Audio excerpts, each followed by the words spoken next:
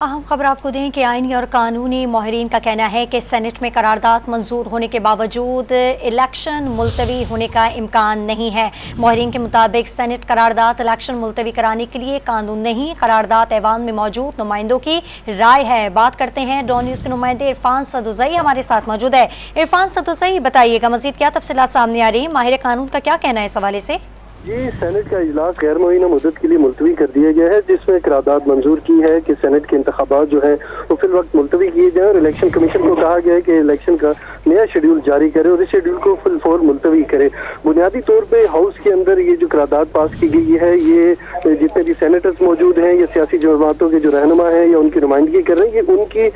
राय है, ये कानून नहीं है। कानून पास करने का एक तरीकाकार है, कौमी असम्बली से कानून पास होता है, उसके अलावा सेनेट से कानून पास होता है और उसके बाद ये स्टैंडिंग कमेटीज के पास जाता है, तब जाके नोक पलक दुरुस्त होने के बाद ये कानून की शक्ल इख्तियार करता है। तो फिल फौर ये किसी कानूनी, इसको नहीं कह सकते कि ये कोई कानूनी इसकी शक्ल है या